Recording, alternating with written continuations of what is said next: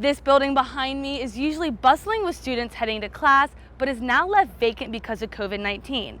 Teachers and students alike have now transitioned to online learning, but what happens to those classes that rely solely on hands-on experience?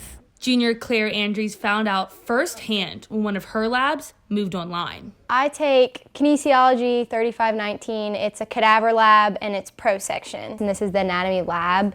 And so just taking the lab gives like the most hands-on experience. This hands-on experience is exactly what Dr. Thompson, the professor of the lab, feared would be missing when classes went online. And I'll be honest that there really is no substitute for meeting in person. When the students have the ability to touch the structures, it brings a whole another depth of understanding to anatomy. Despite the level of dependence on physical presence, Thompson had to adapt the lab to an online structure to ensure that her students could learn. But what we did is make the best of what we had available.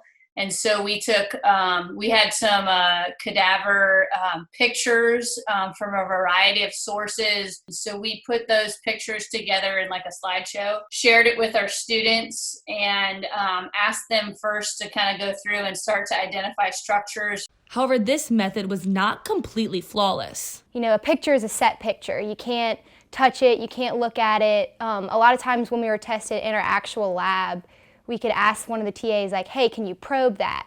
Can you pull on it? And so we could see where it goes all the way up. And so you can see the structure on the whole body. Pictures also fail to teach students fundamentals that can only be grasped through hands-on experience. Not a single cadaver looks the same as a different cadaver.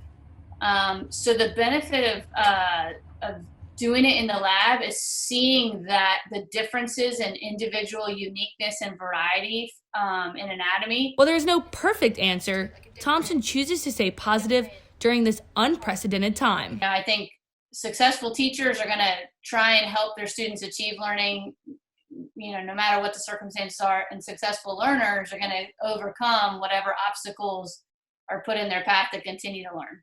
Despite professors not being able to physically meet with their labs, they're doing everything in their power to guarantee that the students get the most out of this unusual semester. For Tiger TV, I'm Kendall Duncan.